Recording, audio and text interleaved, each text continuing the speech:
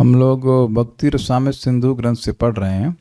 पूर्व विभाग चतुर्थ लहरी प्रेम भक्ति और प्रथम श्लोक उसके ऊपर दूसरा दिन है। एक बात यहाँ ध्यान देने वाली है। शब्द इस प्रकार से पहले देख लेते हैं, श्लोक किस प्रकार से है। वह भाव सह भाव एव, वही भाव जो सांद्र आत्मा, थर्ड लाइन देख रहे हैं, जो कि कंडेंस स्वरूप वाला हो जाता है, उसी को बुधय बुद्धिमानों के द्वारा प्रेमा कहा जाता है।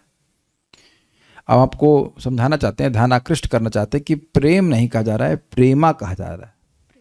एंड प्रेमा भक्ति इज स्त्रीलिंग और भाव इज पुल्लिंग।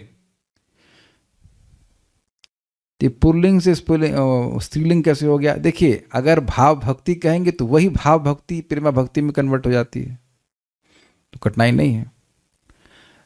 तो वही है बात, उसको अलग अलग तरह से रेफर किया रहा है। भाव भक्ति कहेंगे तो स्त्रीलिंग हो जाएगा और भाव कहेंगे तो पुल्लिंग हो जाएगा। इससे कोई खास फर्क नहीं पड़ रहा है। अच्छा, दूसरी बात मेरे को मन में आएगी, भाई बुधाई प्रेम में निगत देते तो भी कोई दिक्कत नहीं होती, बुद्धमानों की तरफ से प्रेम कहा जाता है। लेकिन अब मैं देख रहा हूं चतुर्थ लहरी प्रेम भक्ति ही टॉपिक क्या है? इस लहरी का टॉपिक क्या है? प्रेम भक्ति, नॉट प्रेम। अब हमको देखना पड़ेगा कि 1.3.1 में अथ भाव है कि अथ भाव भक्ति है। Let me just see. जिस तरह से लेट मी जस्ट सी, यहां तो भाव भक्ति है, यहां पर भाव भक्ति है, अथ भाव लिख रहे हैं। अब भाव के बारे में बताएंगे, यद्यपि भाव भक्ति भाव के, और यहां पे कह रहे हैं, and that's how he is putting, अथ प्रेम भक्ति, मतलब चतुर्दशी प्रेम भक्ति, फिर अथ प्रेमा। अब प्रेमा के बारे में, तो प्रेमा के बारे में मतलब प्रेम भक्ति के बारे में बता रहे हैं। इस तरह से वह रख रहे हैं, इसीलिए इसको प्रेमा कह रहे हैं। अब मैं प्रेमा अर्थात प्रेम भक्ति के बारे में बताऊंगा, इसलिए कह रहे हैं कि बुद्धिमान लोग उसको प्रेमा अर्थात प्रेमा भक्ति कहते हैं। वही भाव जो सांद्र स्वरूप हो जाता है उसको प्रेमा भक्ति कहते हैं बुद्धिमान लोग। तो ये जो थर्ड और फोर्थ लाइन है, ये प्रेम भक्ति की, ये प्रेमा भक्ति की स्वरूप लक्षण है। स्वरूप क्या है? कि वही भाव जो कि शुद्ध सत्व विशेष आत्मा था, वो जब सांद्र हो जाता है, कंडेंस हो जाता है, तो उसको प्रेम कहते हैं। यहां तक किसी को समझने में कठिनाई हो तो हम रुक के पूछेंगे क्या कठिनाई है। Is it all okay? एक क्या स्वरूप लक्षण एक ही है कि भाव भक्ति या भाव भक्ति कहिए, भाव कहिए, सिंपल शब्दों में, भाव जो है वही जब सांद्र हो जाता है तो वह प्रेम कहलाता है।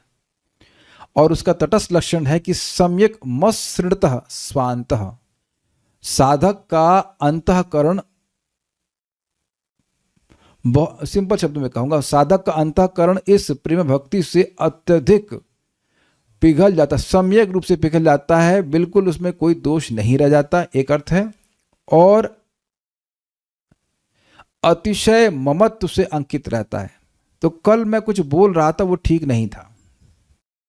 मैंने बोला था कि अतिशय ममता से अंकित होना और ममता से अतिशय अंकित होना, दो बात बताया था ना।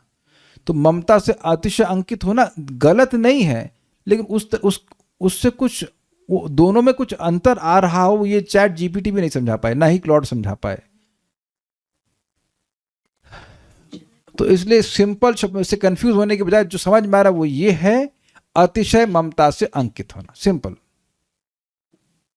दूसरा जो अर्थ, दूसरा ब्रेकअप लेंगे ना, ममता से अतिशय अंकित होना, उससे कुछ अर्थ अलग आ नहीं रहा है, वही है, उसको फालतू में कंफ्यूजन हो रहा है।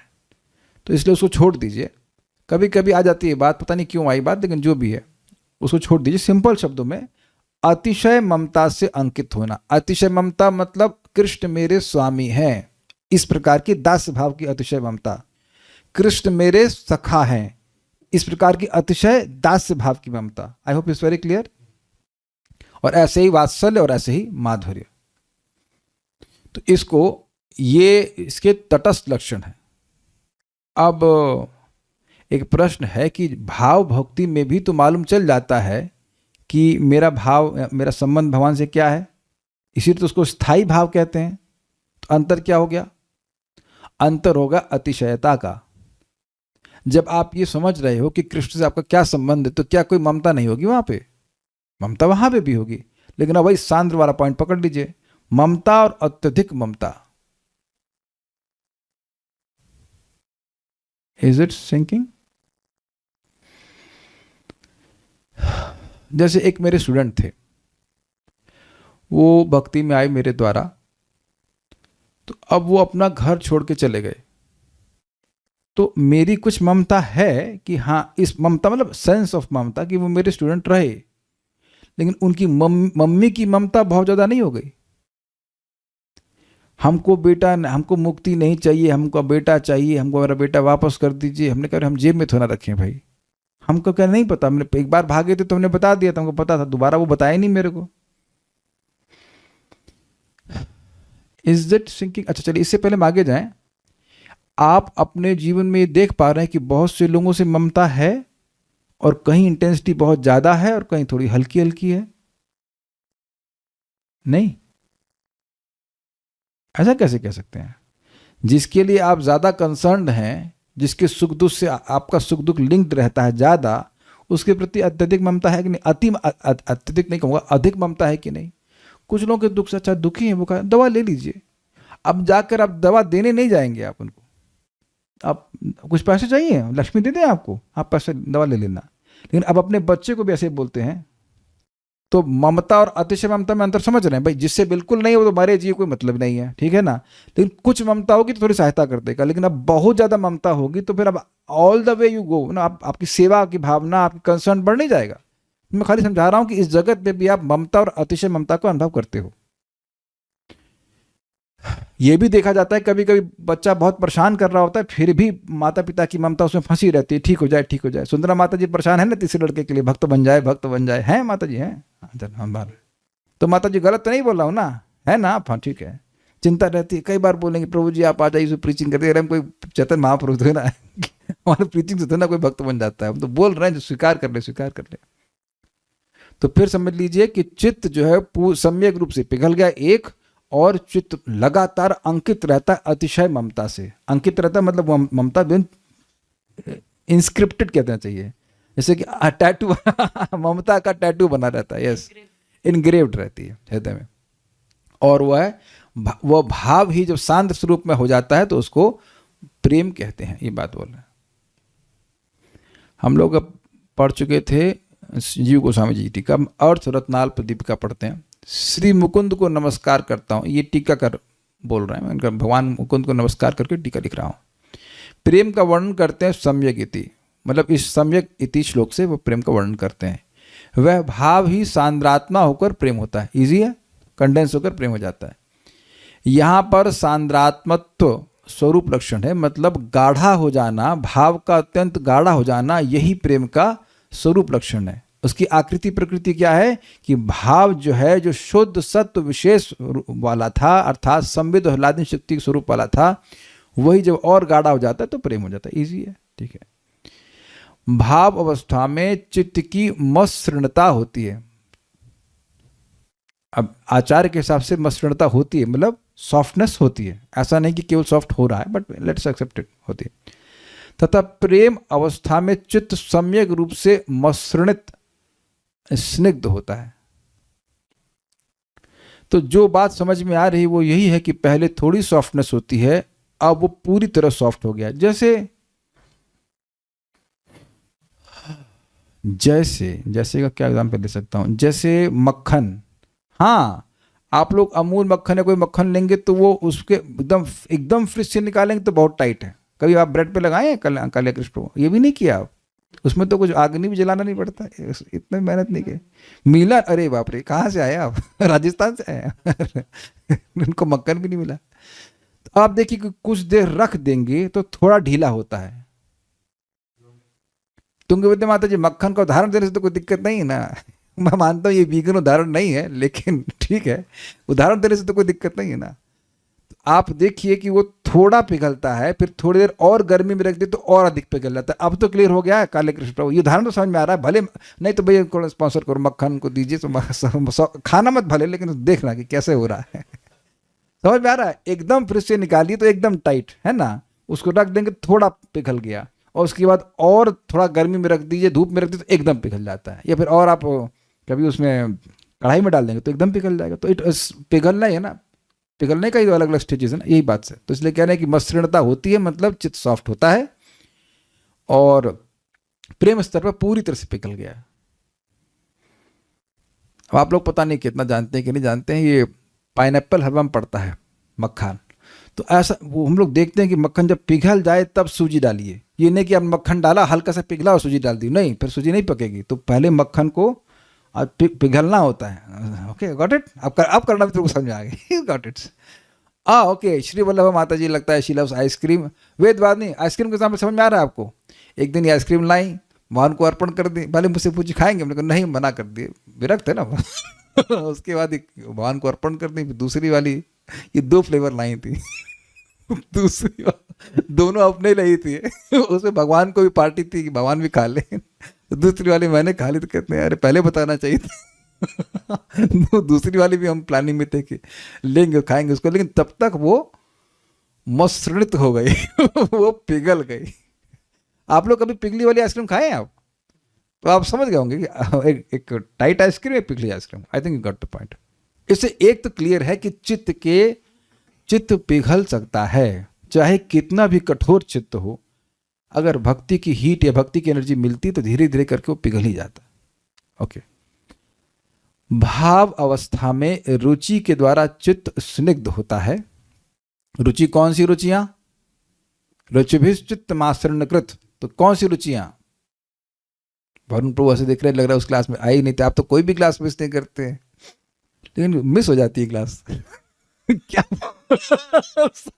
सोच रहे ना? कौन सी रुचि भाई?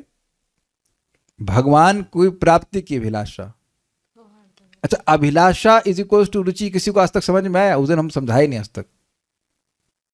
ये हम लोग विचार किए इसके ऊपर। कोई चीज में रुचि होगी तो ही उसकी अभिलाषा होगी। किसी चीज में रुचि होगी तभी ना अभिलाषा होगी। आपके यहाँ पे क्लास में आने की अभिलाषा काहे है?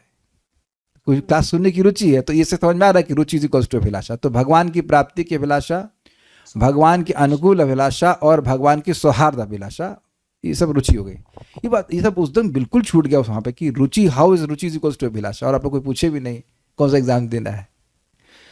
तो यू गॉट दिस पॉइंट। तो भाव अवस्था में रुचियों के द्वारा, कहना चाहिए रुचियों के द्वारा चित्त स्निग्ध होता है तथा प्रेम अवस्था में ममत्व के द्वारा स्निग्ध होता है। यहाँ पे इनका टीका है कि वहाँ पर भगवान की प्राप्ति की अभिलाषा, जो 3 अभिलाषा बताई थी, उससे चित्त स्निग्ध हो रहा है। और यहाँ अंतर ये आ गया कि अतिशय ममता बढ़ गई है भगवान के प्रति, तो उससे वह स्निग्ध हो गया है। मे छोटा बर्नर, बड़ा burner, I don't know what, but कुछ जो भेद मैं देख पा रहा हूँ, जो समझ पा रहा हूँ, वो ये है कि कृष्ण की प्राप्ति मुझे हो जाए, मतलब सखा के रूप में, भाव, जो भी भाव में, लेकिन यहाँ पर ममता भाव बहुत बढ़ गया है, प्रेम बहुत बढ़ गया है, तो ममता बहुत ज़्यादा है। ये समझते हैं कि जब ममता होती है तो हृदय सॉफ्ट होता है अपने ममतास्पद के लिए। हिंदी समझ में आई किसी को? क्या तुमने कभी किसी से प्रेम किया है? Have you loved anyone? तो जब किसी के प्रति प्रेम होता है तो उसके प्रति ममता होती है, और जितना ममता होती है उतना हृदय धावित होता है। तो जो चीज़ पिघलेगा वही धावित होगा ना, वही बहेगा उसकी तरफ, कि नहीं बहेगा? वेद बात नहीं माता जी। आप यशोमती माता जी पे तो क्या फीलिंग्स रखती हैं आप समझ में आया कुछ? शी लव्स, प्रॉपर डिसाइपल है यशोमती माता ji, she loves her very much. तो अब इनका मन पूरा चिंतित होता है, अरे माता जी को राजमा पसंद है, राजमा बनाऊंगी, ये करूँगा। मैं तो चुपचाप देखता था। This I feel very, I appreciate this point, she has love for Mata ji, that's why, is it not? आप ये देख रहे हैं कि आपका चित्त माता जी की तरफ अपने आप जाता है, कि आप विधि का पालन करके उसको, माता जी से मुझे प्रेम करना चाहिए क्योंकि वो सीनियर डिवोटी हैं और प्रॉपर डिसाइपल हैं, इसलिए मुझे प्रेम करना चाहिए, है ना? हम मजाक नहीं बना रहे हैं, हम आपको बता रहे हैं कि आप इसको समझिए कि जब किसी से प्रेम होता है तो हम व्हाइट बोर्ड को लोड कर देते। कौन है ये? Who is this?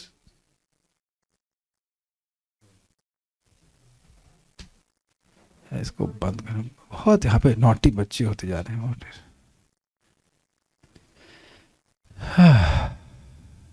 बस टाइम नहीं, सब आप लोग ध्यान रखो अपनी तरफ से, मैं क्या बात कर रहा था।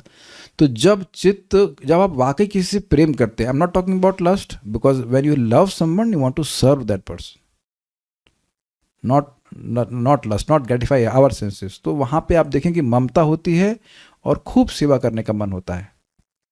तो वहाँ पर इस प्रकार की सेवा की भावना, ममत्व से भी चित्त स्निग्ध होता है। समझ में आ गया बात? तो ये क्या, यहाँ पे इनका ये समझावट है कि भाव स्तर पर अभिलाषा से स्निग्ध हो रहा है और यहाँ पर ममत्व से सिद्ध हो रहा है, स्निग्ध हो रहा है। इससे जो मैं समझ पा रहा हूँ एग्जाम्पल, अब समझ आ रहा है, मक्खन वाला एग्जाम्पल। आप मक्खन लो और फ्रिज से बाहर निकालिए, तो उसको रूम टेम्परेचर भी कुछ पिघलाएगा है, और अब बर्नर जो हीट है वो और अधिक नहीं पिघला देगी। रूम टेम्परेचर उसको एकदम पिघला करके गीला, मतलब लिक्विड फॉर्म में नहीं ला पाता। ला पाता है? नहीं ला पाता।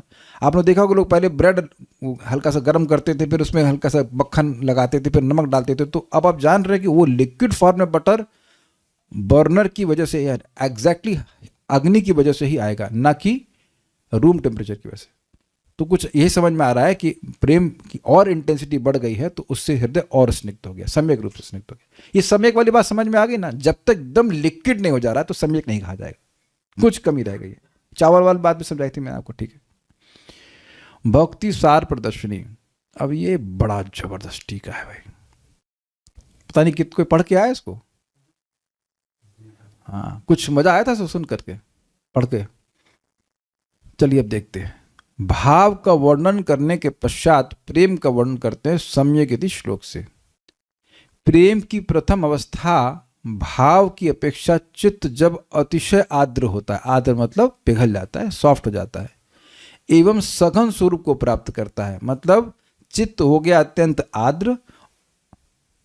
इंटरेस्टिंग, भाव हो गया गाढ़ा और चित्त हो गया पतला। दिस इज इंटरेस्टिंग, समझ रहे?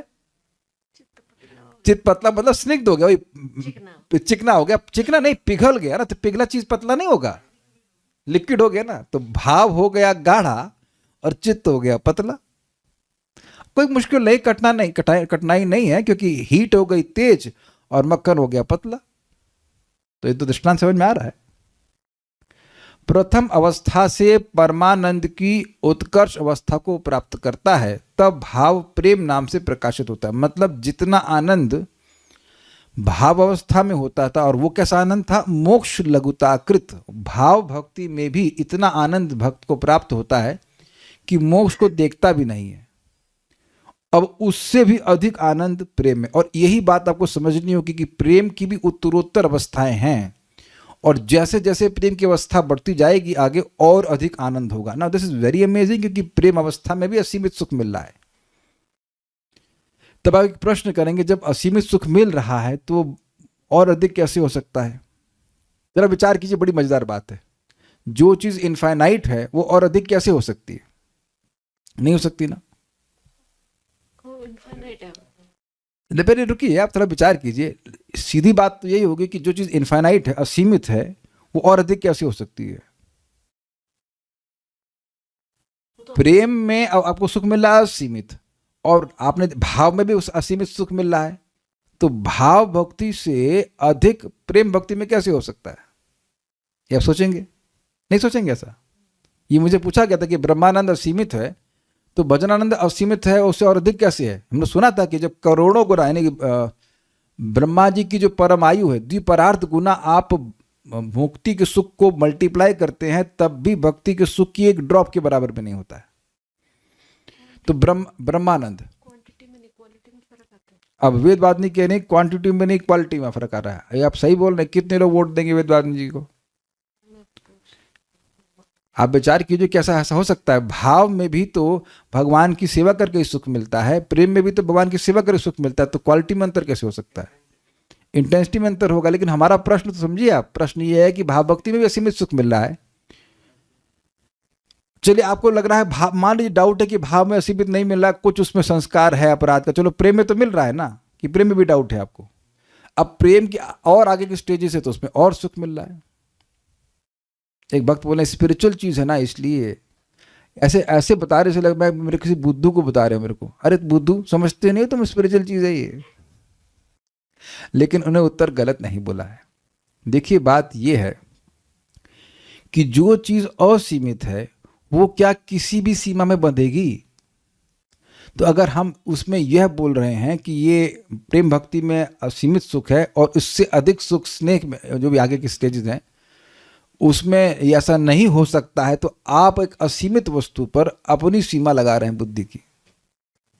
It is spiritual, it is not going to follow material laws. जैसे किसी भी रूप का लिमिटेशन होता है। फॉर एग्जाम्पल, ये माउस की आप रूप को देख पा रहे हैं क्योंकि इसकी एक बाउंड्री है ना? तो कोई भी चीज जिसकी बाउंड्री होगी उसका रूप होगा, जिसकी रूप होगी उसकी बाउंड्री होगी। स्वीकार है ना? वर्षवाणी माते स्वीकार नहीं कर रही हैं। अरे भाई, जिसका रूप होगा उसकी बाउंड्री नहीं होगी। आप बैगन भिंडी का एक रूप नहीं देखते हैं बैगन भिंडी एक ही वार्षवाणी माते सब्जी कभी खरीदने गई हैं आप? काटी हुई है सब्जी, पता है भिंडी और बैगन क्या होता है? सबकी आकृति एक ही होती है। तो विचार कीजिए इसमें हम क्या गलत बोल रहे हैं वरुण प्रभु? जिसका रूप होगा उसकी बाउंड्री नहीं होगी। वरुण प्रभु मेरे मित्र है, कह रहे हाँ होगी, सही कह रहे हैं, लेकिन ये मटीरियल चीजों पे है। तो भगवान का रूप है लेकिन भगवान की कोई बाउंड्री नहीं है। ये है ना कॉन्ट्रडिक्शन? तो अब लेकिन भगवान स्पिरिचुअल एनर्जी हमारे हिसाब से नहीं चलेगी। तो इसीलिए प्रेम भक्ति में, भाव भक्ति में जो मेरी अंडरस्टैंडिंग है वो बहुत ज़्यादा सुख होता है। उस स्कोप नहीं है सुख होने बढ़ने का, लेकिन फिर और बढ़ जाता है प्रेम भक्ति में, और बढ़ जाता है प्रेम के आगे और बढ़ जाता है। ये हिसाब किताब है। जितनी अतिशय ममता होगी, जितनी अतिशय ममता होगी उतना अधिक और सुख प्राप्त होता चला जाएगा। जितनी इंटीमेसी होगी सेवा की उतना ज़्यादा सुख मिलेगा। इसीलिए गोपियों को सबसे अधिक सुख मिलता है। इसका अर्थ यह नहीं कि जो दास्य भाव के भक्त हैं, ये सख्य भाव के भक्त हैं, उनको असीमित नहीं मिल रहा है, उनको मिल रहा है, they are happy with this. उससे भी अधिक सुख अन्य भक्तों को प्राप्त होता है। इसको एक और ये बात समझ में, इसलिए उत्कर्ष अवस्था को प्राप्त करता है, अर्थात प्रेम भक्ति में भाव भक्ति से भी और अधिक आनंद है। इससे पहले हम आगे जाएं, यहां तक समझ लें कि कोई प्रश्न इधर तो नहीं है।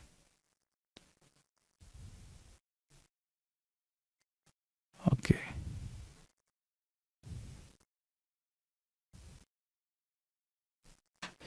राइज हो जाएगा हम समझ रहे हैं, लेकिन हम खाली ये प्रश्न कर रहे थे जो इन्फाइनाइट चीज़ है वो राइज कैसे हो सकती है? लेकिन एक्चुअली इन्फाइनाइट चीज़ रुक ही नहीं सकती है, तभी तो वो इन्फाइनाइट है। It is ever expanding. Infinite चीज़ की लिमिटेशन नहीं हो सकती है, स्वीकार है, तभी तो इन्फाइनाइट है। इसीलिए तो अनडिफाइंड है, फिर भी हम डेफिनेशन सुन रहे हैं। तो ये बात समझा गया? तो कितने लोग इंटरेस्टेड नहीं है प्रेम प्राप्त करने के लिए? हाथ खड़ा कीजिएगा। कितने को लग रहा है कि बहुत ज्यादा पेमेंट इस्कॉन वाले करवा रहे हैं भाई, 16 माला रोज जब करो, 4 नियम, अरे कम से कम 2.5 कर देते 4 नियम का पालन करो। What is this? Thums Up नहीं पी सकते ना, सो मैंने चाय, कितना शक्ति आती है, कितना अवेयरनेस आती है चाय पीने से। मेरे सेल्फ रियलाइजेशन में बाधा डाल रहे हैं तो ये देखिए कि इस्कॉन वाले बहुत से लोग बड़े भैया इस्कॉन के नियम बड़े कट्टर हैं, हम उधर कहीं बाहर दीक्षा ले लेंगे, उतना कुछ नहीं बोलते। एक आध दो माला। हमारे गुरु महाराज बोले कि जो तुम्हारे मन में तुम्हें पसंद, तुम एक चीज़ छोड़ना चाहते हो छोड़ दिया। उसने करेला छोड़ दिया या वटावर कद्दू छोड़ दिया। अरे भाई काले कृष्ण घबराई मत, ऐसे इस्कॉन में या बड़े मठ में इस प्रकार से दीक्षा नहीं मिलती है। मतलब इस तरह से दीक्षा नहीं दे रहे हैं कि तो एक चीज़ छोड़नी वो छोड़ दो। तो हम तो करेला हमेशा के लिए छोड़ दें, कोई दिक्कत नहीं है। हाँ नीम, हम नीम पत्ता गुरु महाराज नहीं पत्ता हम कभी नहीं खाएंगे, है कि नहीं? पान का पत्ता खाए ना खाए, लेकिन नीम का पत्ता बिल्कुल नहीं खाएंगे। आपकी आज्ञा कैसे टाल सकते हो नीम बैगन, अरे गुरु महाराज बिल्कुल नहीं, बैगन ना। ये सब इसका मतलब है people want cheap stuff, cheap stuff. मैं बार बार रिपीट करा रहा हूं कि रूप गोस्वामी जी सारी बातों को रियलाइज करके बोल रहे, ये जीव गोस्वामी जी इस प्रकार से बोल रहे हैं। ओके, तो तब भाव प्रेम नाम से प्रकाशित होता है, तो आप उसको प्रेम कहेंगे। अतएव श्री कृष्ण में अतिशय ममत्व युक्त भाव ही प्रेम नाम से कहा जाता है। ठीक है, यहां तक क्लियर हो गया? अब बड़ी मजेदार बात है, यहां पर इस प्रकार आशंका है, कोई आशंका कर सकता है भाव यदि उपादान कारण होकर सांख्य मत के अनुसार प्रेम को उत्पन्न करके स्वयं प्रेमात्मक होता है, तब उस मत में उपादान कारण ही पूर्व अवस्था को छोड़कर कार्य रूप में परिणत होता है। कारण के अतिरिक्त स्वतंत्र कोई कार्य पदार्थ नहीं होता है। जिस प्रकार गुण विकार को प्राप्त कर पूर्व रूप को छोड़कर खंड या खांड हो जाता है, खंड उत्पन्न होने के बाद खांड से गुण की अलग स्थिति नहीं रहती है, उसी प्रकार खंड ही सीता होता है। सीता, सीता मतलब मिश्री, सीता ही सीतोपला, नहीं सीता मतलब कुछ और मीडियम वाली होती होगी, मीठी, और सीता ही सीतोपला मिश्री होता है। यहाँ सीतोपलावस्था में गुण खंड व सीता की पृथक स्थिति नहीं होती है। तो आपको ये पॉइंट समझ में आया? फिर कह रहे हैं कि देखिए भाव जो था वही जब और कंडेंस्ड हो गया तो प्रेम, तो भाव बचा। करुणामृत प्रभु, आप जब पूड़ी बनाते थे तो आटे से पूड़ी बनी, तो उसका आटा कितना बचा? 10 किलो आटा लिया, उसकी पूड़ी बना दी, कितना आटा बचा? पूरा बना दिया। तो अब पूड़ी कहाँ से है? पूड़ी अलग रूप में है, लेकिन है तो आटे से आई ना। आटे के बिना तो पूड़ी आएगी नहीं। तो इन्हें कहा कि स्वभाव सांद्रात्मा, इस लोग बोल रहे हैं वही भाव, मतलब मैंने वही भाव मतलब भाव में और कुछ नहीं है, वो ही मतलब एक ही चीज। भाई पूड़ी में तो आप नमक मिलाते हैं, पानी मिलाते हैं, वो सब कुछ करते हैं, लेकिन जैसे हाँ, लेकिन अगर हम देखें पनीर का, तो दूध ही पनीर के रूप में है, स्वीकार है। दूध ही मावे के रूप में है कि नहीं? उसे कुछ मिलाते हैं आप? वेदवाद नहीं। आपने मावा बनाया कभी? किसी ने मावा बनाया है? एनीवन? हाँ, तो उसमें चीनी मिलाती हैं, वही गाढ़ा करते रहते, गाढ़ा करते रहते, गाढ़ा करते रहते, तो दूध ही मावा बन गया। ये समझ में आ रहा है? हम अब भगवान से प्रार्थना करें केवल खाने पीने एग्जाम्पल दें तो उस लोग समझ जाएंगे फटाफट। तो दूध ही मावे के रूप में है। तो अब दूध जब मावे में, अब वेदवाद नहीं, माइक ली जल्दी से, तो दूध जब मावा बन गया, 2 किलो दूध लिया आपने, औटाया अच्छे से और मावा बन गया, तो अब कितना दूध बचा? कुछ नहीं। ये सिंपल लॉजिक ना। अब जो सांख्य कहां से आ गया? सांख्य में आपने उपादान कारण सुना था कि नहीं? विद्या, विद्या, अविद्या और प्रधान, इसमें उपादान कारण क्या है? अविद्या है ना। जब मैं बोलूंगा हाँ तो नहीं नहीं नहीं नहीं, क्यों? अविद्या उपादान कारण नहीं है? वेदवाद ने नो कमेंट्स।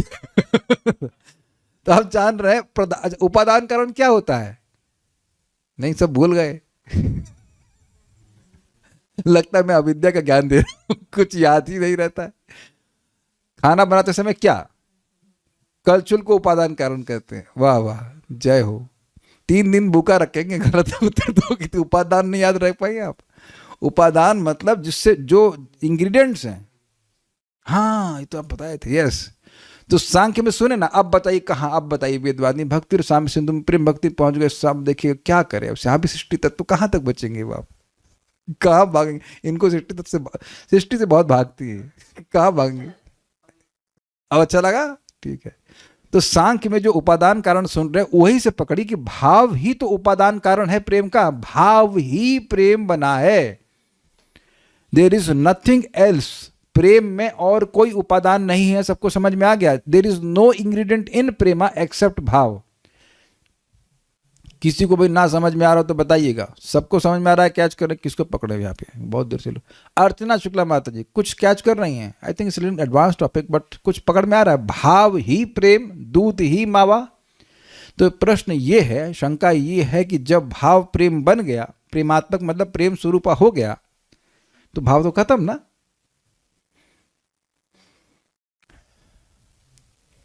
अब आप जैसे मैं प्रश्न कर रहा हूं तो आप जरूर बोल देंगे नहीं नहीं नहीं नहीं नहीं, ठीक है, ये आप सही कह रहे हैं कि उसमें निहित है, लेकिन अपना स्वरूप तो छोड़ दिया ना। भाई दूध से मावा बना, अग्रीड, तो मावा पिएंगे आप? दूध में, मावा में दूध के अलावा कुछ नहीं है, लेकिन अब दूध अपनी सत्ता तो खत्म कर, अपना स्वरूप तो खत्म कर दिया ना, वो अब तो मावे के रूप में है ना।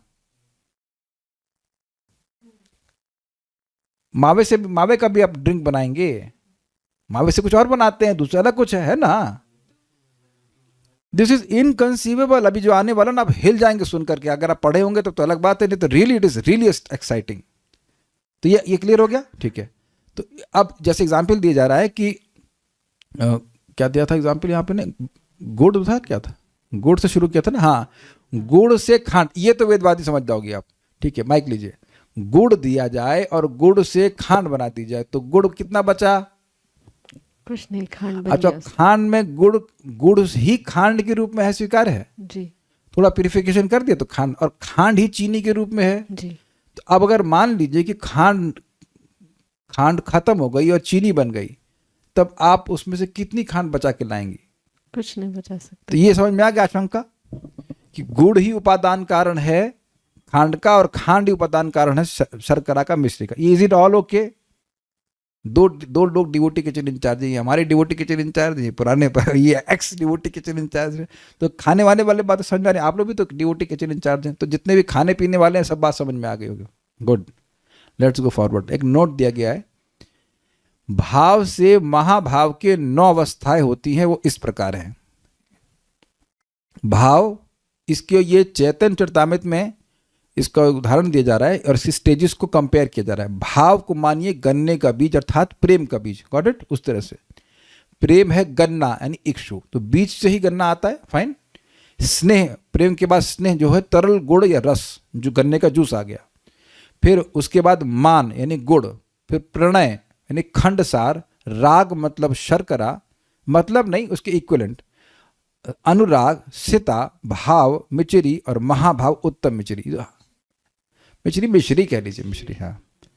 तो 9 स्टेज क्या नहीं? भाव, प्रेम, स्नेह, मान, प्रणय, राग, अनुराग, भाव और महाभाव।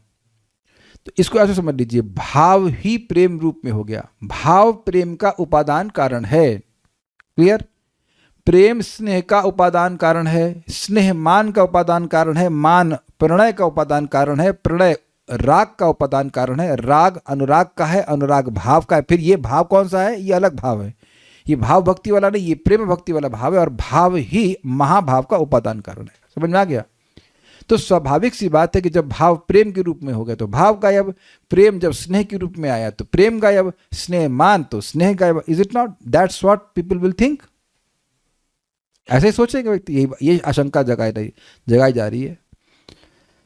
तो ऐसा अगर मान लीजिए कहेंगे तो कह रहे हैं इसी प्रकार यहां भाव पूर्व अवस्था को छोड़कर प्रेम रूप हो जाए, इस प्रकार प्रेम के सामने भाव की पृथक स्थिति नहीं होनी चाहिए। मतलब अगर हृदय में प्रेम उत्पन्न हो गया तो भाव नहीं रह सकता। जैसे गन्ने का बीज अब गन्ने के रूप में परिणत हो गया तो गन्ने का बीज समाप्त। Is it not? सिंपल है, ठीक है।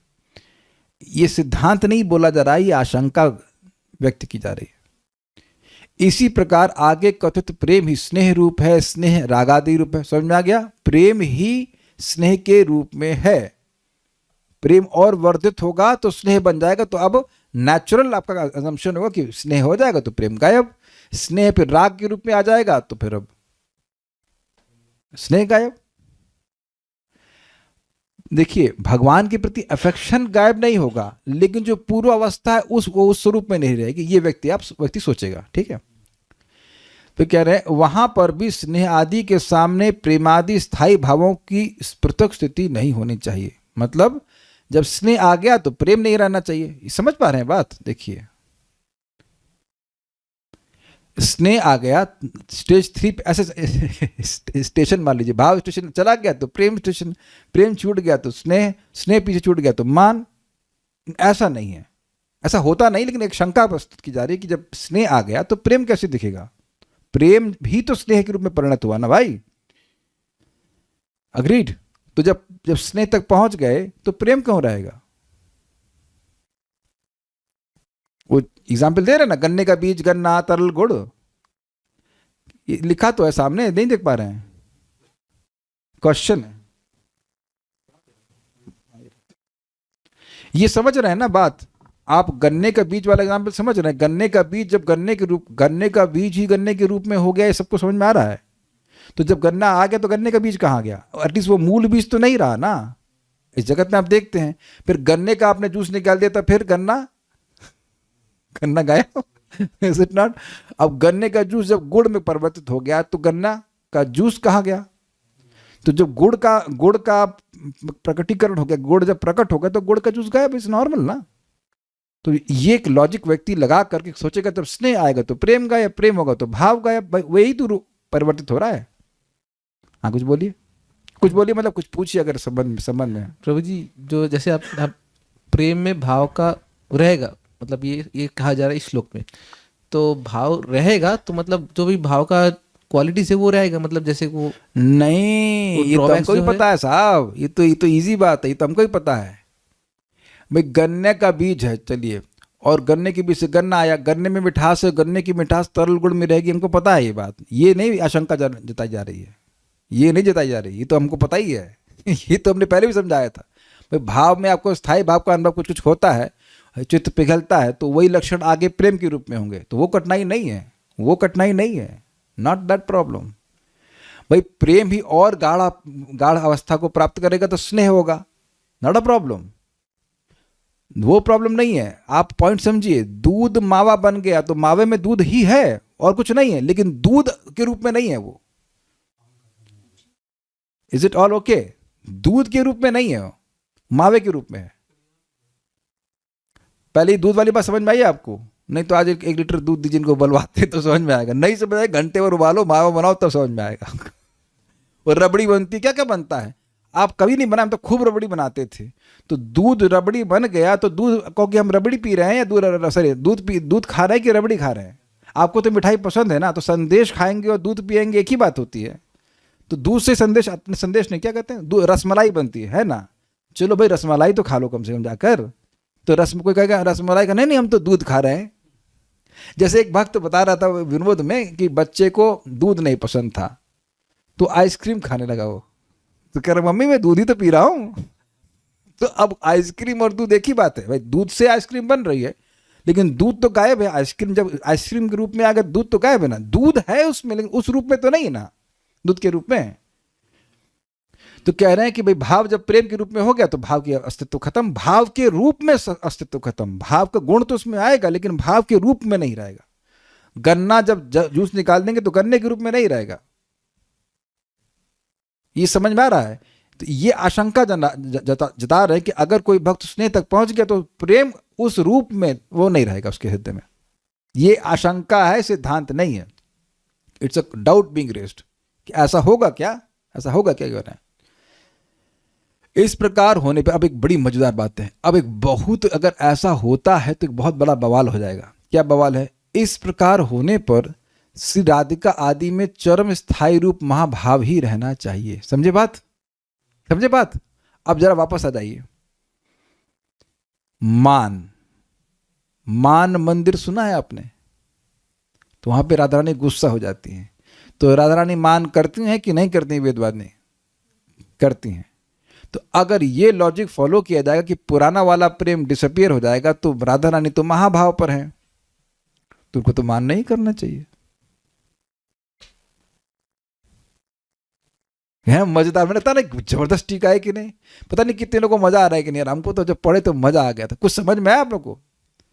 अगर इस जो व्यक्ति आशंका उत्पन्न कर रहा है और कोई नहीं कर रहा है, चक्रवर्ती वादी उठा रहे हैं, लेकिन है ना मजेदार। अगर कोई कहे कि भाई पुराने वाले प्रेम की अवस्था गायब हो गई, वो अनुभव नहीं करेगा, तो राधा रानी को बस महाभाव अनुभव करना चाहिए था। न अनुराग अनुभव करेंगी, न भाव अनुभव करेंगी, मतलब ये प्रेम वाला भाव, और नहीं मान तो बिल्कुल ही नहीं करेंगी। तो वेदवाद नहीं, आप वोट देंगे हमको अगर हम कहेंगे राधा रानी मान नहीं करती हैं? कोई वोट देगा हमको? राधा रानी कृष्ण से मान नहीं करती हैं, कोई मानेगा इस बात को?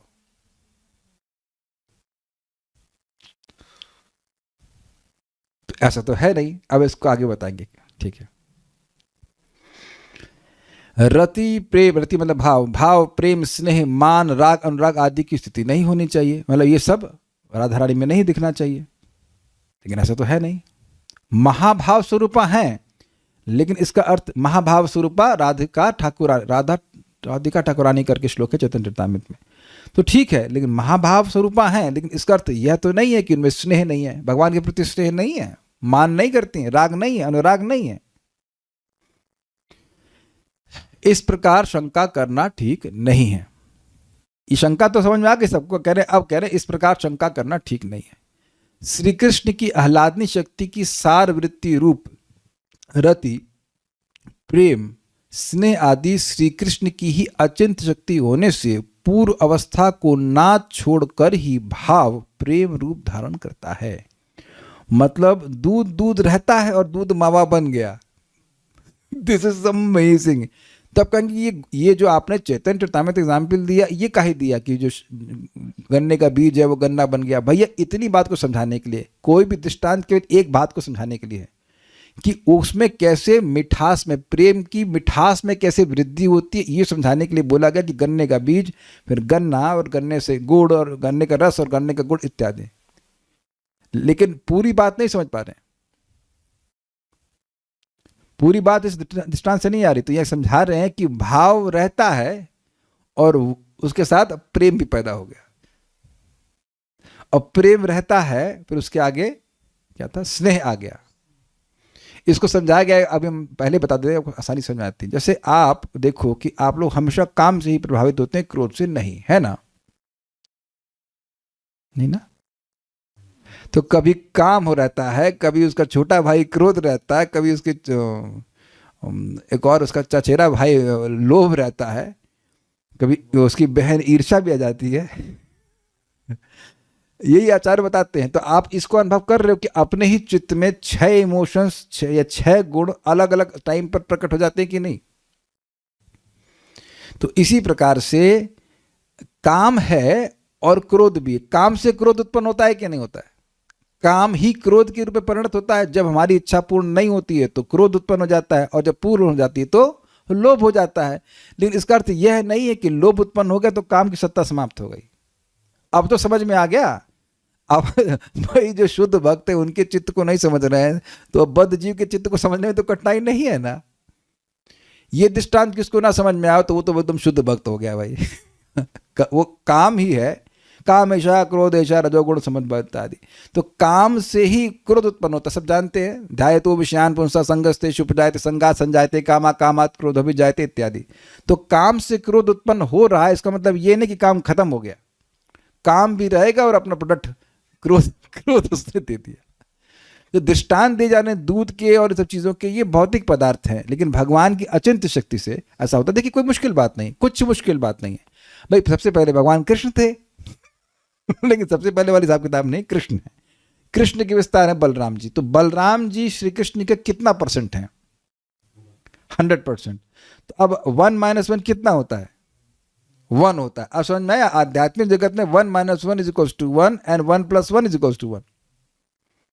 इतनी मैथ्स पढ़नी है आपको, बस इतनी ही। तो भाव से प्रेम उत्पन्न हुआ, लेकिन भाव की सत्ता समाप्त नहीं हो रही। I think this is very wonderful of understanding. जैसे भगवान से अनेक अनेक विस्तार निकलते होते हैं, लेकिन क्या भगवान कभी समाप्त हो जाते हैं? नहीं।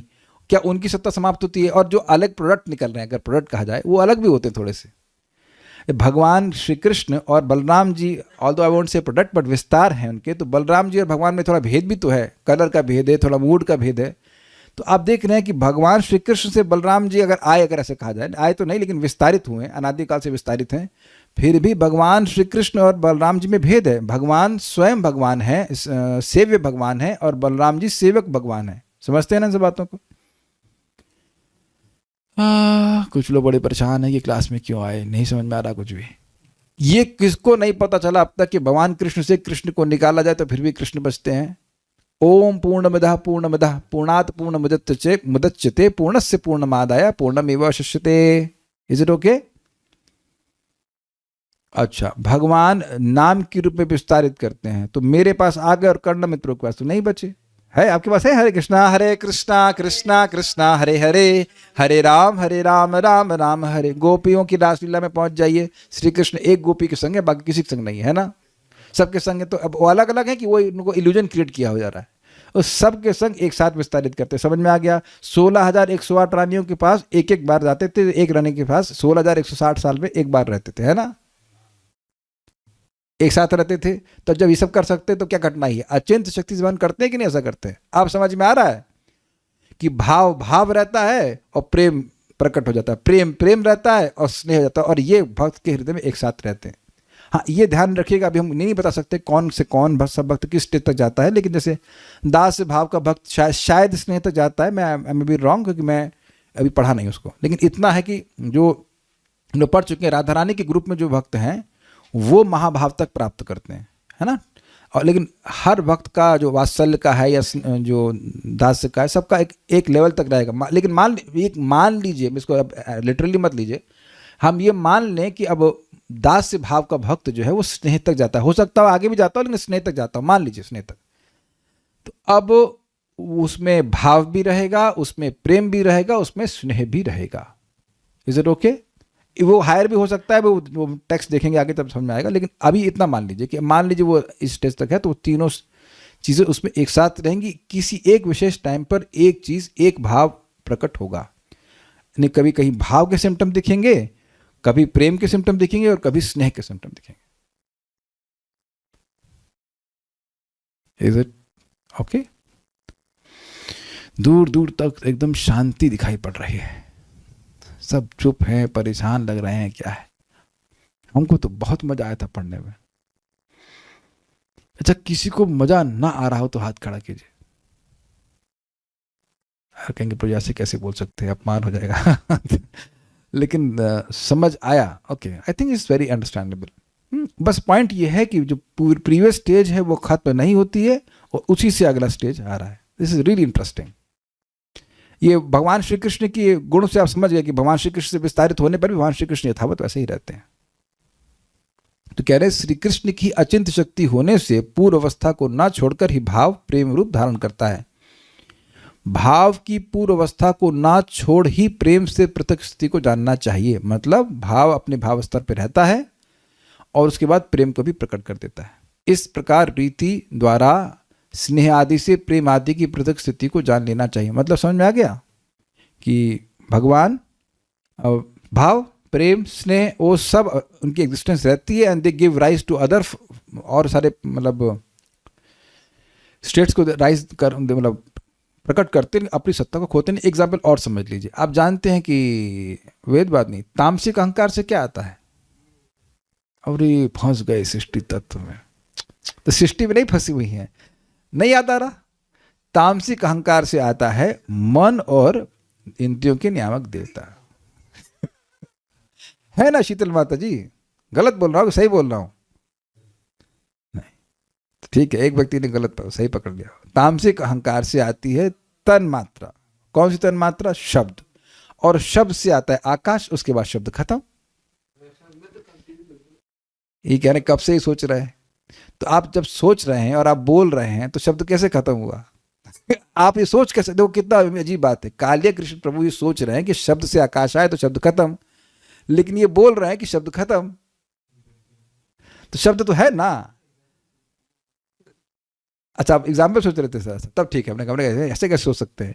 शब्द से आकाश आया लेकिन शब्द नष्ट नहीं हुआ।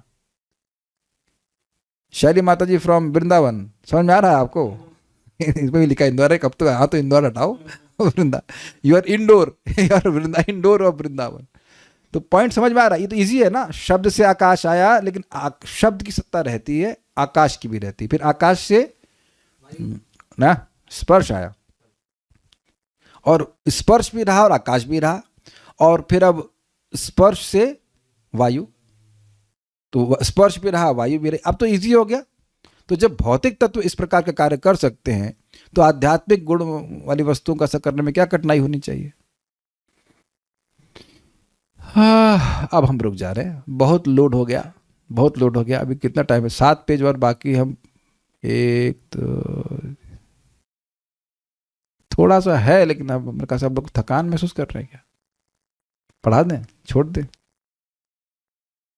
वैसे बहुत इजी है, अब बात समझ में आ जाएगी, पढ़ लूंगा समझ जाएगा। इस विषय में दृष्टांत इस प्रकार है। श्री कृष्ण का बाल्य देही कोई अनिर्वचनीय माधुर्य आदि का उत्कर्ष प्राप्त कर बाल्य अवस्था को न छोड़कर ही पौगंड देह होता है, एवं इस प्रकार पौगंड देही पहले से उत्कर्ष विशेष प्राप्त कर कैशोर देह होता है। मतलब श्री कृष्ण का जो बाल रूप है वो बड़ा होने ही होता है। वो ऐसा नहीं, ऐसा हम लोग, ऐसे आप बताओ कि मैं बचपन में कैसा लगता था, आप बचपन में कैसे लगते, तो वो देह गया कि नहीं गया? उस तरह से नहीं होता है। यद्यपि वो देह से एक कह सकते हैं देह आया, लेकिन अब वो देह खत्म हो गया, देहांतर, देह का अंतर हो गया। अग्रीड? लेकिन भगवान का जो बाल स्वरूप है वो यहाँ प्रकट कर रहे हैं। अब यहाँ की जब ये लीला खत्म हो गई बाल रूप की, तो दूसरे ब्रह्मांड में प्रकट हो गई। Is it okay? तो निरंतर रहा कि नहीं? भगवान का बाल रूप निरंतर रहा, उनका जो पौगंड रूप है 5 साल का, 5 साल वह भी रहेगा शाश्वत, और भगवान का कैशोर अवस्था भी वही रहेगी। वो 11 साल के 11 के होते हैं भगवान, लेकिन 14 के लगते हैं ऐसे। तो 14 साल से अधिक भगवान बड़े होते नहीं है, तो वो भी शाश्वत है। Is it all understandable to everyone? मुश्किल दृष्टांत सबको समझ में आ रहा है। प्राकृत मनुष्य के शरीर आदि की भांति बाल्यावस्था को परित्याग करके पौगंडावस्था को नहीं प्राप्त करता। समझ गए एकदम फोटो से? बच्चा बड़ा हो गया, लेकिन अब बच्चे का शरीर खत्म और वो पुराना शरीर, आगे वाला शरीर आ गया। ऐसा नहीं है भगवान का। कारण ऐसा क्यों है? श्री कृष्ण के बाल्य, पौगंड, किशोर, बाल्य मतलब बच्चा, पौगंड मतलब 5 years, और कैशोर मतलब युवावस्था। युवा मीन्स लड़का वाला। एवं बाल्यादि लीला सभी नित्य हैं। ये सारे स्वरूप भी नित्य हैं और लीला भी नित्य है। भाई लीला तभी, स्वरूप नित्य है तभी तो लीला नित्य है। अब आप अपनी बाल्य लीला प्रकट कर सकते हैं इस समय। बहुत जगह तो जेल हो जाएगी। अब कहीं जहाँ चाहे बेड पे पॉटी कर देंगे तो पिटाई हो जाएगी ना। अब बच्चे तो करते हैं ना ये सब कार्य। किंतु पौगंड प्रकट होने पर, अब देखिए, किंतु ये सारी भगवान की अवस्थाएं नित्य हैं, लेकिन किंतु पौगंड प्रकट होने पर बाल देह को अंतर्ध्यान करके जिस जिस ब्रह्मांड में प्रकट लीला में बाल लीला का आरंभ होता है वहां प्रकट हो जाती है। समझे बात? भगवान बाल लीला कर रहे हैं, मान लो दामोदर लीला कर रहे हैं, ठीक है। अब भगवान कोट एंड कोट बड़े हुए, या उनके एक ऐसे कहना चाहिए पौगंड लीला करने का समय आया, जब वो गो नहीं, एक तो गोपाल होता है, दूसरा क्या होता है, गोवत्सपाल होंगे। अब वो करते हैं ना, कार्तिक में एक फेस्टिवल आता है, क्या लास्ट फेस्टिवल होता है, क्या कहते हैं उसको, गोपाष्टमी। यस, गोपाष्टमी। तो वो उससे पहले तक गोवत्सप थे, बछड़ों को चराते थे। अब वो गोप हो गए, तो कुछ उम्र बढ़ी ना कृष्ण की, तो अब श्री कृष्ण थोड़े बड़े हो गए हैं, तो ये लीला के लिए वो स्वरूप चाहिए, तो वो स्वरूप प्रकट होगा। ये लीला यहाँ हमारे इस ब्रह्मांड के, इस वृंदावन में हो रही है। दूसरे ब्रह्मांड में बचपन वाली लीला होगी, तो वहाँ वो लीला, वहाँ स्वरूप प्रकट हो जाएगा। ये बात है। जैसे अब मैं इस समय कहूँ कि मंगल आरती का टाइम हो गया है, गलत है सही है? वरुण प्रभु अब इंटेलिजेंट हो गए। यस, यहाँ के हिसाब से ठीक नहीं है, लेकिन अब कहीं चेक कर लीजिए कि 11:30 बज रहे हो सकता है इंग्लैंड में से मंगल आरती का टाइम हो रहा हो। तो अब उस समय, इस समय एक ही टाइम पर सूर्य अलग अलग अवस्था सब जगह में है कि नहीं? अग्रीड? ठीक है। तो उसी तरह से भगवान एक ही समय में अपने स्वरूपों को अलग अलग ब्रह्मांडों में प्रकट करते हैं, डिपेंडिंग की कौन सी लीला चल रही है, वहां पे क्या जरूरत है। तो इसलिए भगवान के सारे स्वरूप शाश्वत हुए कि नहीं। फॉर एग्जाम्पल, अगर मैं ये कहूं कि सूर्य का 6 AM का जो दृश्य है वह शाश्वत है, शाश्वत इन द सेंस मतलब जब तक सृष्टि है, तो स्वीकार है आपको? मैं समझा पा रहा हूं? सूर्य जैसे 6 बजे लगता है, हमेशा कहीं ना कहीं सूर्य उस प्रकार का रहता है कि नहीं रहता? Is it all okay? अब तो एकदम क्लियर हो रहा है। उसी तरह से भगवान का स्वरूप बाल रूप में कहीं ना कहीं किसी न किसी ब्रह्मांड में लगातार रहता है। भी और मजेदार बात आएगी। तो ये तो भौतिक जगत की बात हुई। फिर कहते हैं क्या, कहाँ गया? इस प्रकार इस वृंदावन के अप्रकट प्रकाश में जहां पर बाल्य लीला का आरंभ होता है, वहां पर बाल्य देह का प्राकट्य जानना होगा। ये समझे, ये तो बड़ा मजेदार है भाई। प्रकट वृंदावन तो भौतिक जगत में है, और अप्रकट वृंदावन मतलब गोलोक वृंदावन। गोलोक वृंदावन में भी रील चलती है। रील मतलब भगवान बाल लीला, ये फिर पौगंड लीला, किशोर लीला, फिर बाल लीला। और अमेजिंग है कि किसी को याद नहीं रहता कि ये तो हो चुकी है। This is not amazing? किस माता को अजीब सा लगा, ये बच्चा तो पैदा हो चुका है, फिर क्यों पैदा हो रहा है? ये आप होल्ड ऑन टू बृहद भागवतामृत, वहां पे वो बोलते हैं, गोप कुमार गोलोक से यहाँ पे आते हैं, बताते हैं कि वो लीला वही बार बार होती रहती है। लेकिन अनादिकाल से चल रही है, लेकिन किसी को नहीं लगता है कि ये कृष्ण अब पहली बार हो रहे हैं। इज इट नॉट अस्टॉनिशिंग काले कृष्ण प्रभु? और ऐसा नहीं कि सबका दोबारा जन्म हो रहा है, ऐसा कुछ नहीं हो रहा है। मतलब I don't know what is happening, but वो यही कहते हैं कि वो लीला बार बार होती है, कृष्ण की लीला बार बार होती है। तो आप समझे बात?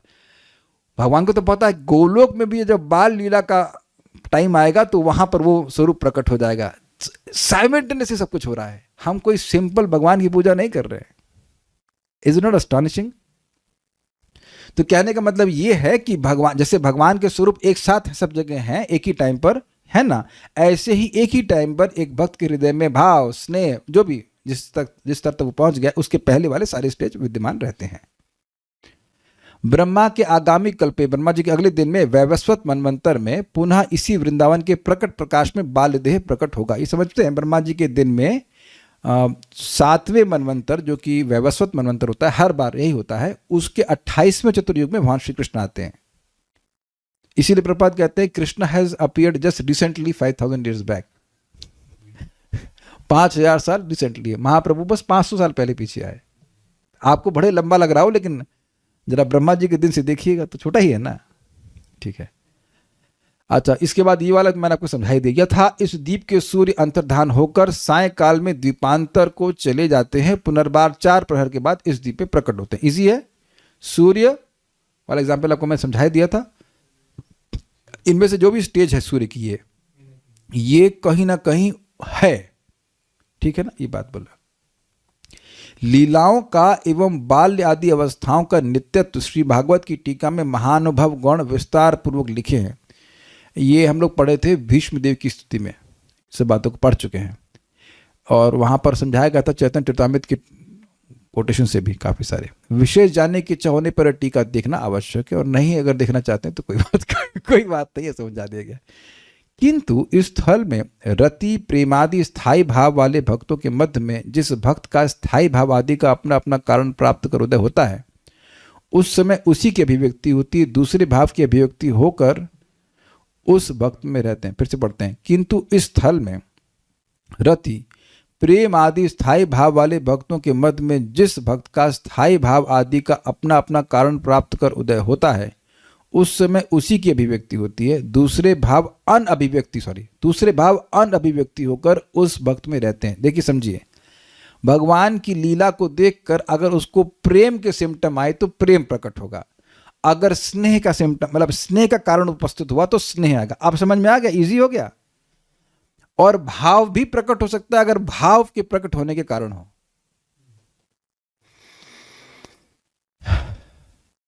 जैसे एक छोटा सा एग्जाम्पल दूंगा कि अर्जुन ऐश्वर्य मिश्रित भाव के भक्त हैं, तो जब भगवान अपना ऐश्वर्य प्रकट करते हैं तो अलग भाव आ जाएगा, लेकिन ये शायद उतना उदाहरण ठीक नहीं है। अब इसको आगे पढ़ेंगे हम क्या होगा, लेकिन बात यह है कि जैसे मान लीजिए भाव, प्रेम और स्नेह, लेट्स से 3 चीज लिया, तो अब आगे डिटेल में देखेंगे स्नेह किससे होता है। लेकिन अगर भगवान की लीला के द्वारा स्नेह प्रकट होने का कारण होगा तो स्नेह होगा, स्नेह है तब ना आएगा। अगर प्रेम प्रकट होने का कारण होगा लीला के द्वारा, कुछ भी कोई भी उद्दीपन मीन्स एक्साइटमेंट, जिससे एक्साइटमेंट होता है भक्त के हृदय में, तो प्रेम का कारण होगा तो प्रेम प्रकट होगा। ये तो इजी है, और उसको कैसे समझा रहे हैं जरा देख लीजिए, बिल्कुल आप लोग एकदम पिक्चर क्लियर हो जाएगी। हम ये आचार्य है ना, टीचर है ना, समझते कि हम लोग कैसे सोचते हैं। जिस प्रकार काम क्रोध आदि वाले संसारिकों के कामादि के मध्य में एक के उदय के समय अन्य संस्कार रूप में रहते हैं, इस प्रकार ही जानना होगा। जैसे अगर कोई काम की इच्छा उत्पन्न हुई तो काम उत्पन्न होता है, मतलब सॉरी काम का कारण उत्पन्न हुआ। पोहा दिखा तो जीभ में सेंसेशन आता है जीभ में खाओ, और पोहा नहीं मिला तो मन में क्रोध आता है। ये नहीं, ये कितने लोग को समझ में नहीं आ रहा, कौन इतना परमहंस हो गया इसके ये सब नहीं आते। देखिए मान लीजिए आप अच्छा खाना बनाने वाले हैं और सामने वाला गाने वाला है, तो कोई दिक्कत नहीं, बड़ा अच्छा गाता है, लेकिन कोई कहते वो बड़ा अच्छा खाना बनाते, अच्छा तो अब क्या आ गया बताइए, ईर्ष्या आ गई कि नहीं आ गई? ऐसा नहीं कि अब खाना बनाने की इच्छा, खाना खाने की इच्छा है, नहीं हमसे अच्छा कैसे बना लेगा। तो आप देख रहे हैं कि जब ईर्ष्या के उपस्थित होने के कारण होगा तो ईर्ष्या आ जाती है, तो ईर्ष्या आंटी है तब ना। ऐसा मान के चले कि ऐसे हम लोग अभी प्रैक्टिकल समझ लीजिए कि यहाँ पे वेदवाद नहीं है, वरुण प्रभु इधर भी कोई है, अच्छा अरे आप ही हैं, राजेश प्रभु भी हैं, उसके बाद साइंटिस्ट प्रभु भी हैं, मैं भी हूँ। तो बाहर से कोई जिसको बुलाएगा अरे करना में प्रभु सुनना, तो आप हैं तब ना प्रकट होंगे वहां पर। Is it very simple to understand. तो अगर भाव प्रेम स्नेह जो कुछ भी है उसको प्रकट करने का कारण उपस्थित होगा तो प्रेम प्रकट हो जाएगा, भाव प्रकट हो जाएगा। ये ऐसा नहीं है जैसे कि दूध वाला एग्जाम्पल दिया, कहते दूध मावा में बन गया, मैं कहूँ वेदवाद थोड़ा दूध देना, तो ये लीजिए मावा यही तो है। तो अब वहां वो नहीं काम पाएगा ना। और एक एग्जाम्पल और समझ लीजिए कि दूध दही के रूप में परिणत हुआ है, लेकिन फ्रिज में दूध भी रखा रहता है, दही भी रखा रहता है, होता है क्यों नहीं? तो मैं कहूँगा दूध दे दीजिए, दूध दे दीजिए, और दही दे देना तो दही दे दीजिए, अग्रीड। अरे ये तो करते हैं ना, क्या कहते हैं उसको, जहाँ दूध मिलता है, डेयरी वाले करते हैं ना, क्या चाहिए, दूध दे लो, दही चाहिए दही ले लो, पनीर चाहिए तो पनीर ले लो, और मावा तो मावा। I think very very easy. तो इसी तरह समझना चाहिए कि जो जितने भी भाव हैं, वो भाव स्नेह ये नष्ट नहीं होते, ये नित्य होते हैं। इसको हम लोग पहले भी भाव भक्ति के समय में लास्ट श्लोक पे सुने थे ना, नित्य है। अब समझ में आया नित्य का मतलब, अब समझ में आया नित्य का मतलब। 1.3.61 में सुना था कि ये अनादि है, ये नित्य है, नित्य सदा रहने वाला है। अर्थात भाव भक्ति प्राप्त हो गई तो भाव ये महाभाव की अवस्था में भी रहेगा, उसी रूप में रहेगा। अब जैसा जैसा भाव, मतलब जैसे जैसे स्थिति आएगी वैसे वो प्रकट हो जाएगा। जैसे मैंने आपको समझाया कि राधा रानी महाभाव स्वरूपा है, लेकिन अगर कृष्ण से गुस्सा होना है तो मान का कारण बना कि नहीं, गुस्सा होने का कारण बना कि नहीं बना, तो गुस्सा हो जाएंगे तो मान प्रकट हो जाएगा। Is it okay, got it? ठीक है, तो आई थिंक समझ में आ गया होगा। ये सब बातें तो मुश्किल तो है नहीं। कुछ रह गया? नहीं, कुछ रह गया। अब कुछ रह गया है तो आपका होमवर्क। अरे प्रभु जी बचपन की याद मत दिलाओ ना, ना ये हम सुनना भी नहीं चाहते हैं। लेकिन अगर थोड़ा सा हमने देखिए मेहनत करके सब समझा दिया, ज़्यादा टाइम नहीं लगेगा, बस 3-4 घंटे लगेगा पढ़ने में, है ना। इसको थोड़ा समय लगाइए, थोड़ा 3-4 घंटे लगेगा, 10-15 मिनट लगेगा। एक बार ब्रशअप कर लीजिए ताकि बात दिमाग में घुस जाए। कुछ नहीं समझ में आएगा तो मेरे ख्याल से समझ में आ गया होगा सारी बात, बहुत ईजी है। हाँ समझ में आ गया है। और क्या कह रहे हैं, 14 या 16, व्हाट इज 14 या 16, हमको समझ में नहीं आया वर्डिंग में। अब वो देखिए 14-16, अब एक प्रश्न है 14 या 16। देखिए भगवान जी 11 साल की उम्र में वृंदावन से निकल गए, और वृंदावन में जितने थे उससे बढ़े नहीं द्वारका में। तब मैं पूछूंगा 11 या 14 या 16? देखिए फंडा समझ लीजिए, फंडा ये है कि भगवान अपनी स्पीड से बढ़ते हैं। अगर करेंगे वो ऐसा नहीं कि 11 साल के हैं तो 11 साल के बच्चे लगेंगे। यद्यपि वह छोटे थे, मतलब गाय पालन करने की उम्र नहीं थी उनकी, लेकिन उनकी उम्र बड़ी लगती थी। लेकिन उसके बाद 11 साल में वो 14-15 के लग रहे हैं, उसके बाद सील कर दिया, अब और नहीं बढ़ना, उनका मन नहीं और बढ़ने का। 16 के बाद नहीं बढ़ते हैं वो, ठीक है, लेकिन 11 में ही 16 के दिखने लगते हैं। कुछ समझ रहे हैं? जब जिस उम्र में गए थे वृंदावन से उसी उम्र के रहे, उसे बड़े नहीं हुए। ये बहुत अमेजिंग है ना। कोई हमारे दादाजी हैं, दाढ़ी तो बच्चा लग रहा है भाई, वो दादाजी। और दादी कौन है? रुक्मणी। ओह वेरी लवली दादी। अमेजिंग हो गया ना, एकदम युवा। हमको ये समझ नहीं आ रहा है कि दुर्योधन गधे को समझ में नहीं आ रहा है कि ये बंदा ये बूढ़ा क्यों नहीं हो रहा है। ये तुमको आंखों से देख रहे हो कि बूढ़ा नहीं हो रहा है ये।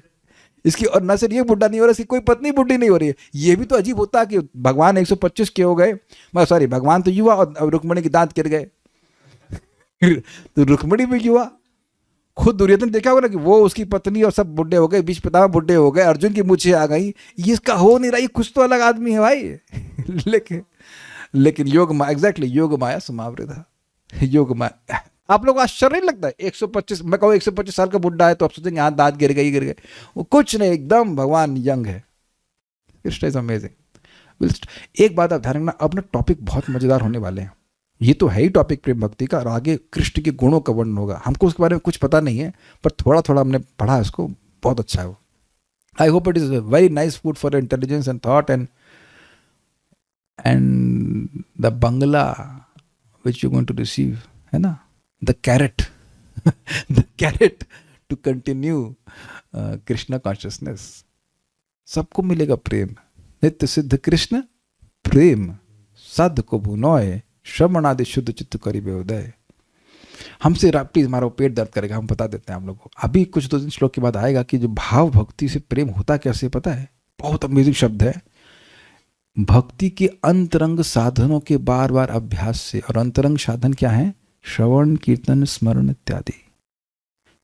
That struck me like anything. जो भगवान की भक्ति के सबसे अंतरंग साधन है, इंटरनल, डीप, रहस्यमय, क्लोज, इंटरनल क्या है? श्रवण, कीर्तन, स्मरण।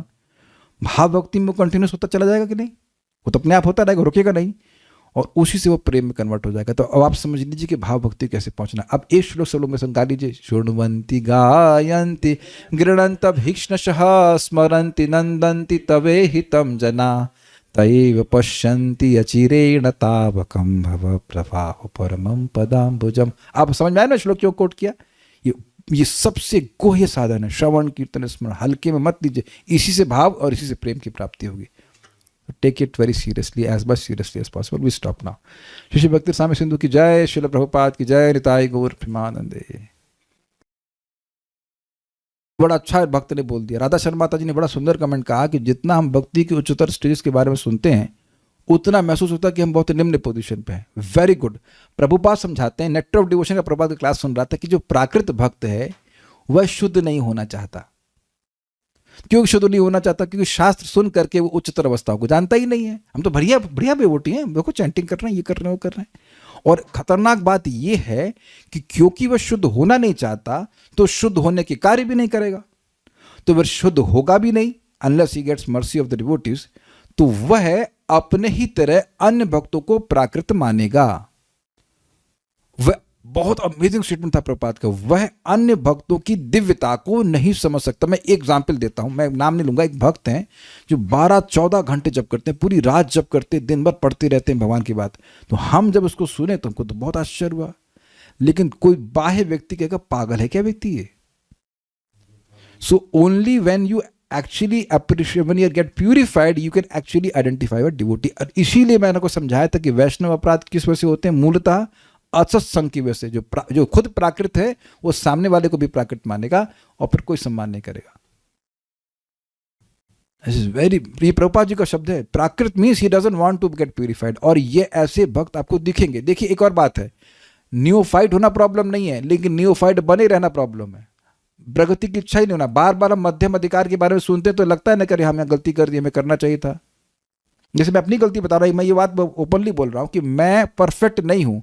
बार बार मैं अपनी गाड़ी को, मन की गाड़ी को बुद्धि के, शास्त्रिक बुद्धि के द्वारा अलाइन करता रहता हूँ। जैसे मैंने एक सीनियर भक्त को सेवा का मौका था, मैं थोड़ा गुस्सा होता हुआ और मैं उनको सेवा, मैंने उनसे गुस्सा नहीं हुआ बट उनकी सेवा नहीं करी। Then I realize was an offense and I obviously I served him, her, whatever.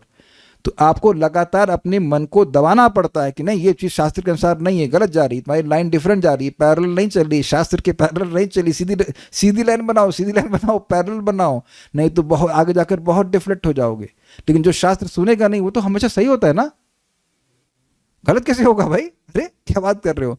सो एक बात आप बहुत मुझे इंकरेजिंग लगा था कि if you want to be purified, you are not a materialistic devotee, even if you are not pure। मैं repeat कर रहा हूं, यद्यपि हम शुद्ध ना हो, लेकिन अगर शुद्ध होना चाहते हैं then we are not prakrita devotees. क्योंकि अगर आप शुद्ध होना चाहते हैं तो आप व्यवहार करेंगे ना, श्रेष्ठ व्यक्ति उनका सम्मान करेंगे, जो अपने साथ वाले उनसे मैत्री, यू अंडरस्टैंड। हम देखेंगे कि हम मध्यम अधिकार पे नहीं है तो हम प्रयास करेंगे आगे बढ़ने के लिए। Very very nice point by Prabhupada, very nice point. तो ये ध्यान रखिएगा कि शास्त्र सुन करके सब होगा ही कि आप देखें कि मैं निम्नतर स्तर पर हूँ, मुझे आगे प्रगति करनी है।